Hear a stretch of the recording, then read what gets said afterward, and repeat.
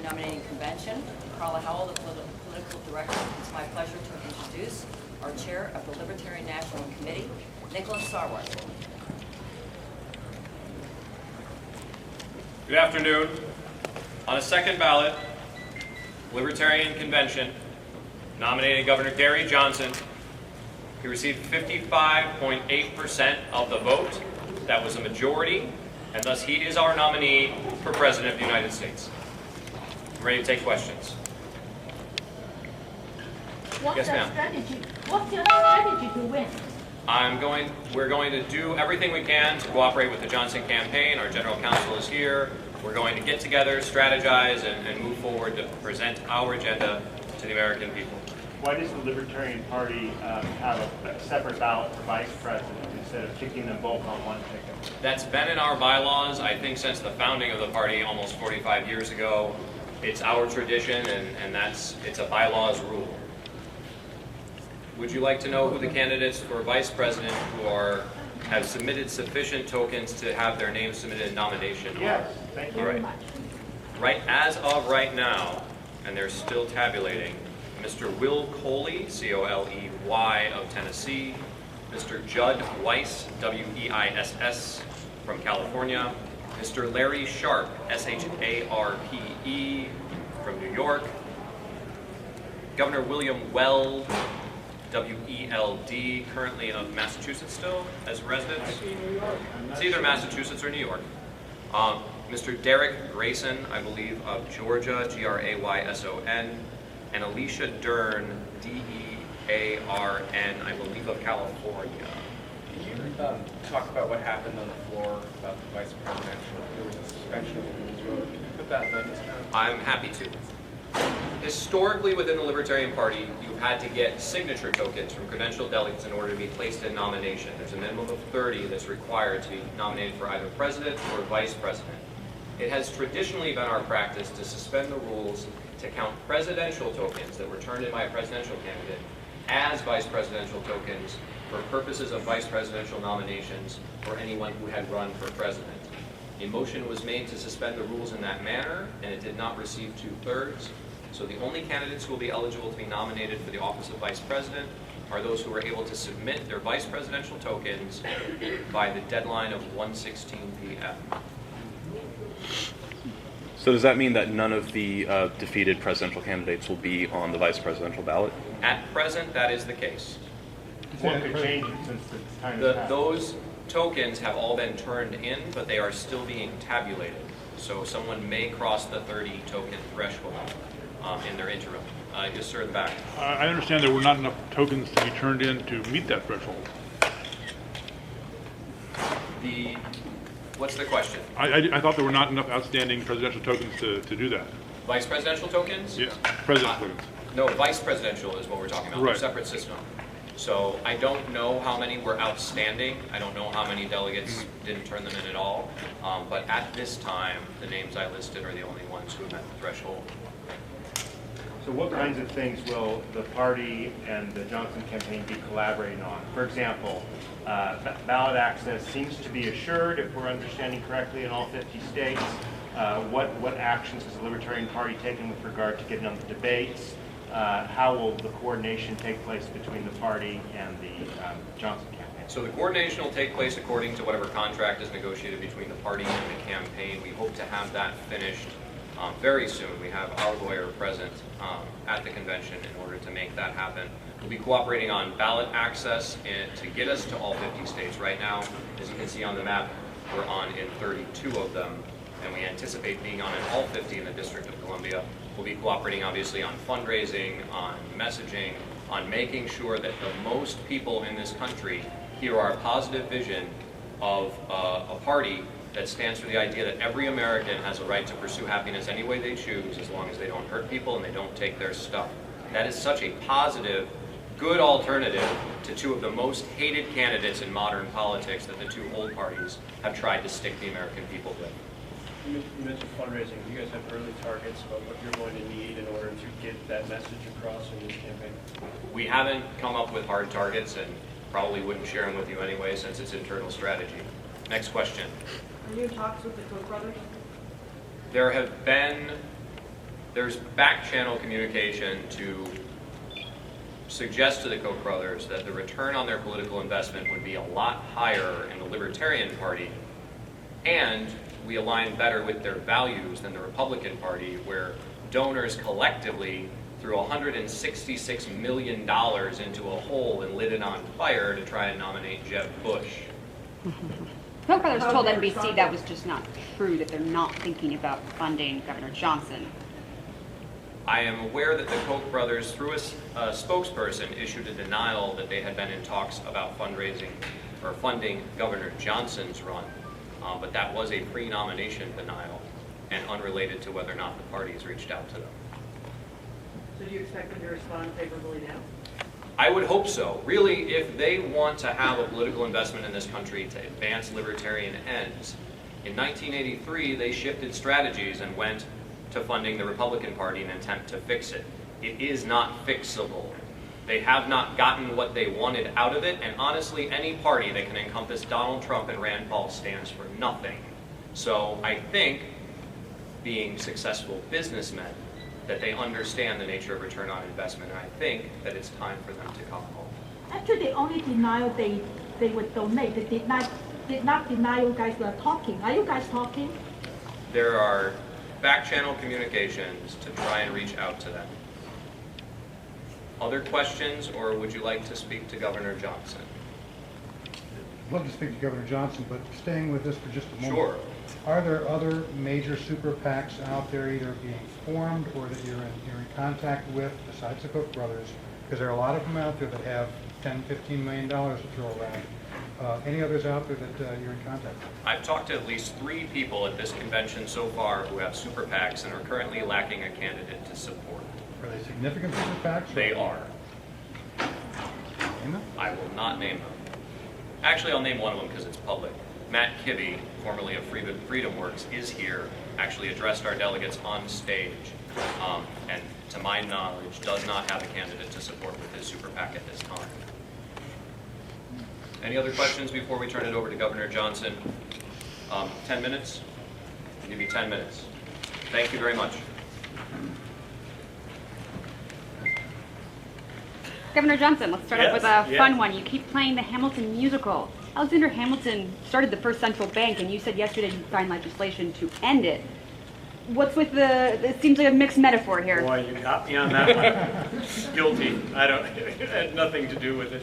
Oh, so you're not a Hamilton fan? Even if I did, I would have liked the music. So, that's libertarian. Huh? I mean, this is libertarian. This is lighten up a little bit. Governor Johnson, as we were just discussing, the super PACs in the last few years have radically changed the political landscape out there. Do you expect to run a different kind of campaign in seeking the money or in seeking support from organizations like that than you did in 2012? Well, one of the problems with a super PAC is that you don't know who it is. You don't know who it is. You don't know who's donated to it, and you don't have any control over it whatsoever. So there were a couple of super PACs that were behind me in 2012, and the stuff that they put out, my brother calls me up, he says, "You flushed your brand, what are you doing? What are you thinking?" And then, I don't know, 5 minutes later he calls back, he goes, "Was that a super PAC?" These were messages that he left. Yeah, it was a super PAC. Governor Johnson, since McPhee is here, and do you expect to get support from the Tea Party? Because I know a lot of Tea Party members said they would not vote for Trump. Well, the Tea Party, when the Tea Party was initially formed, I identified myself as a Tea Partier, which was really all about being fiscally conservative. I mean, it was all about dollars and cents.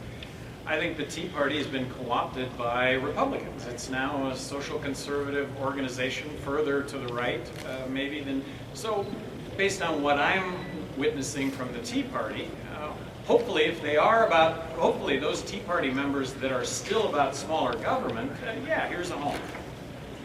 Right now, in polls, it looks like you're taking more support from Hillary Clinton than you are from Donald Trump. Do you think it's possible that by running you could ensure that Donald Trump becomes the president of the United States? Well, first of all, I've been in 3 national polls. But since I've been in those 3 national polls, there have probably been 40 other polls without my name in it.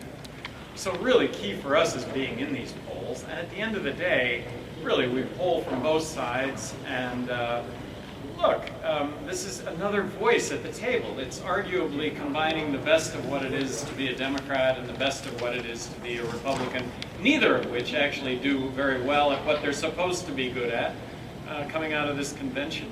Look, I'm going to pose to people that most people are fiscally conservative, socially liberal, tolerant, and then the wars, the interventions. How about some skeptic at the table when it comes to these military interventions? How about involving Congress? You know that we have 69 treaties with foreign countries that have been presidentially authorized, and we have to defend their borders. Congress isn't involved in any of those treaties. That just doesn't seem right. Governor, will you continue on with your candidacy if Bill Weld is not selected as VP? We'll have to cross that road when it comes, but I really do believe that if Bill Weld is not my vice presidential candidate, I don't think I will be elected president. I think that, and that's not to take away from any of the other candidates that are on the stage, but really, don't we all look at the vice president first and foremost is, can this be a person that would step in and actually take the role of vice president if something happened to the president? I think Bill Weld fills that in spades. What would you say to disaffected Republicans that are now leaving the party? Well, I think disaffected Republicans are really smaller government, and Bill Weld and myself, proven small government guys. Republicans that served in heavily Democrat states, both of us having gotten reelected. Well, how do you do that if you're fiscally conservative? Well, we did that. Well, we did that because we also care about the social side of life. We also care about people's freedom and liberty and the ability for people to make their own decisions in their own lives, as long as those decisions don't adversely affect others. Are you going to make any direct reach outs to the LGBT community and try and draw them either from the right or the left? You know, it's never been my tact to reach out to anybody. The message that I have is the same message no matter whom I'm addressing, and the most effective reach out is just saying the things that should be said. In that context, LGBT community should embrace what it is that we're saying. And how do you answer to many foreign governments who worry if you get to our allies if you become president and the American will go back to isolationism? Look, I'm not about isolationism at all. I'm about diplomacy to the hilt, but military interventions? I can't think of an example where any of our military interventions, boots on the ground, dropping bombs, flying drones that kill thousands of innocent people, I can't think of any of those interventions that have actually made things better, rather.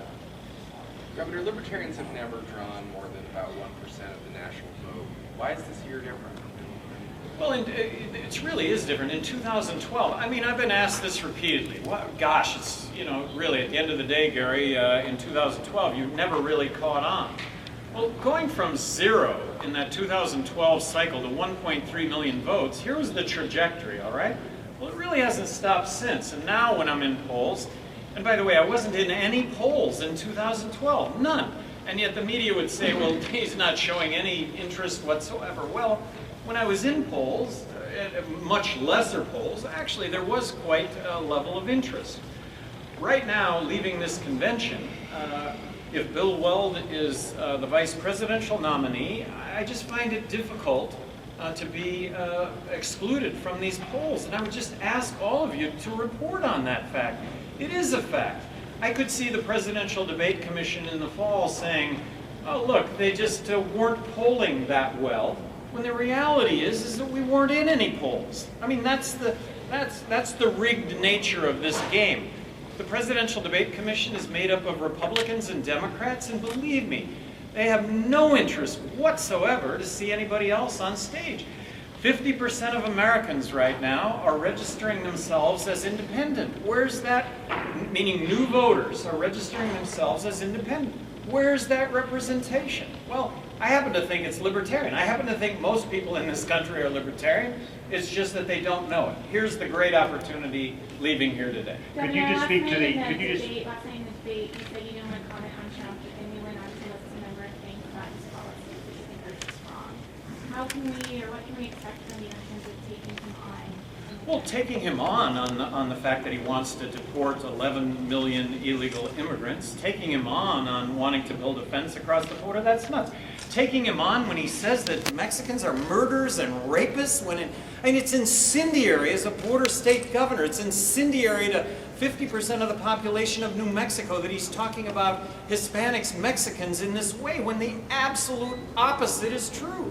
Is that going to be a big part of your strategy? Absolutely. Call him out on what is really racist. It's just racist. Could you speak to the idea of getting another entity besides the Presidential Debate Commission to host a debate? What are some of the challenges with getting like a news entity, Fox News? Here's the challenge. The challenge is that the Democrats and Republicans sign documents, and this is part of our lawsuit against them, that they sign documents agreeing ahead of time that they will debate no one other than a Democrat or a Republican. It's a rigged game. No, they'll have no part of a third party unless it is decreed by the Presidential Debate Commission.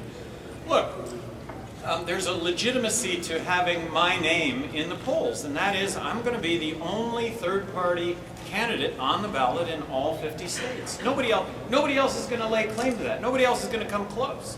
Governor Johnson, Donald Trump likes to challenge people to debates or, one-on-ones. Would you challenge him to a debate? That's a possibility, but I'll just reiterate: there is no advantage to him whatsoever to do that. I wouldn't expect him to do that. And the Presidential Debate Commission, look, they sign documents. They sign documents that say we'll only debate Democrats, Republicans. What about forums? These impromptu media things on CNN. No, that would be terrific. And yeah, we'll throw those kinds of bombs, but libertarians have been throwing those bombs forever, since the start of this party, and nothing has resulted from those bombs. And look, why would it change this time? Well, why it would change this time is really, this is a big alternative, and arguably we're talking about the two most polarizing figures in American politics this is our choice for president. Do you intend to reach out to Ted Cruz because he had to back Donald Trump? I'll say it again. My tact is not reaching out to anybody. My tact is if Ted Cruz people want to reach out to me, which they have every reason to. I mean, every group has a reason to reach out to us. I think we're representative of every group, and that's the effective way to actually have support, as opposed to going on bended knee, if you will, because there's nothing bended knee about it. Final question. So, you said you're not going to reach out to anybody, but what about Susanna Martinez? She kind of got pushed away by Trump or pushed herself away from Trump. Well, Susanna Martinez, governor of New Mexico, she took me on. I think she made a name for herself in New Mexico, taking me on my proposal to legalize marijuana. She made a name for herself being anti-marijuana, and she does to this very day. Thank you, Governor Johnson. Thank you. Thank you all Thank you, very Governor. much. Thank you all. We will likely have another availability that will be 10 minutes after the vice presidential nominee is selected and after we adjourn or we take a recess at that time.